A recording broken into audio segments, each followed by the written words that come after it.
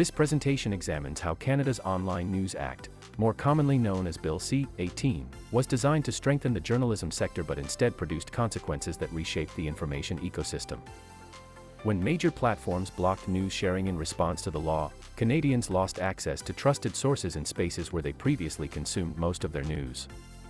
Into that vacuum came clickbait, sensationalized posts, and misinformation networks that quickly filled the space once occupied by credible journalism. This presentation explores what happened, why it happened, and what the implications are for Canadian democracy. Yes, there is strong evidence that the Online News Act has created unintended risks for misinformation and conspiracy theory expansion. The goal of the law was to address the imbalance between tech platforms and Canadian news organizations, but the platform response fundamentally disrupted how Canadians receive information. By limiting access to reliable news, the environment became far more hospitable to unverified claims, conspiratorial narratives, and deceptive content that spreads rapidly in the absence of countervailing facts. The consequences were not intentional, but they were significant, measurable, and concerning. The Online News Act requires large platforms and search engines to negotiate compensation with Canadian news publishers when they make news content available on their services. Meta responded by blocking news sharing entirely on Facebook and Instagram for Canadian users, arguing the law made normal operations too costly. As a result, news links and journalism-based content were no longer allowed on platforms that millions of Canadians use daily for information. The law itself did not ban news, rather, the platform reaction created a de facto blackout of trusted journalism at the social media level, disrupting a fundamental part of Canada's information ecosystem. Once news links disappeared from social media feeds, misleading content rapidly expanded to fill the void. Journalists and researchers reported an immediate surge in sensationalized posts, low-credibility sources, and algorithm-boosted clickbait. During the 2023 wildfire season, many evacuees could not access real-time updates through the platforms they relied on, pushing them toward unofficial pages and rumor-driven channels. Commentators noted that local communities became increasingly dependent on second- or third-hand information, making them more vulnerable to conspiracy theories, emotional narratives, and unvetted claims. In short, where factual reporting once circulated, misinformation expanded in its absence. These effects followed a predictable pattern seen in other countries. When high-trust content is suppressed or removed, algorithms do not leave the space empty, they fill it with whatever content generates engagement. Conspiracy narratives, outrage posts, and sensational claims consistently outperform verified journalism in algorithm-driven systems.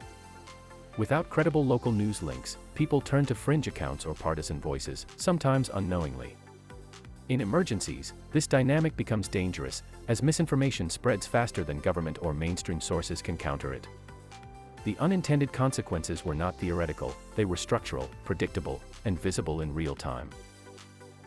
Although misinformation risks increased, the law's intention was never to restrict access to news or fuel conspiracy theories. The reaction from Meta was the primary driver of the disruption, not the legislation itself. It is also important to note that the wider internet continued to function. Canadians could still access news directly from websites, television, radio, and other platforms. Nonetheless, because social media remains the dominant place where many people, particularly younger Canadians, encounter news, the block had disproportionate influence. No definitive national dataset yet quantifies the overall rise in conspiracy theory spread, but the qualitative and early empirical evidence is substantial and consistent. The Online News Act set out to protect journalism, but its early implementation created an opening for misinformation to expand more rapidly than before. By altering the flow of trusted information on major platforms, it unintentionally strengthened the reach of conspiratorial content and degraded the availability of authoritative news during critical moments.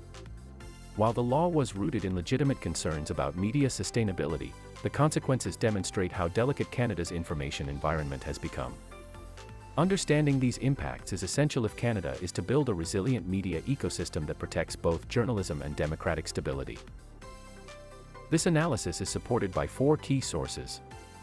The first source, the Internet Society, provides a detailed assessment of how the Online News Act could disrupt the open flow of information online, helping explain why platform reactions produce systemic risks. The second source, The Guardian, offers direct reporting on the rise of misleading clickbait content in Canada following Meta's NewsLink block, illustrating how misinformation surged in environments where credible news was removed. The third source, Educalloy, contributes clear legal context about how the ban functioned in practice and how long it remained in effect, helping to locate the regulatory environment Canadians experienced. The fourth source, the Associated Press, documents how the NewsLink blackout affected emergency communication during wildfires, demonstrating the practical consequences of the information vacuum created by the ban. Together, these sources provide factual grounding for understanding how a policy intended to strengthen journalism inadvertently created fertile ground for conspiracy theory amplification.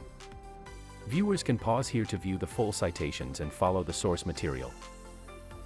To explore more presentations, analyses, and evidence-based breakdowns of major Canadian issues, you can follow Facts for Canadians on Facebook and YouTube. Additional content is available to help Canadians navigate complex economic, political, and social narratives with clarity, accuracy, and context. Engaging with factual information is one of the most effective ways to strengthen democratic resilience.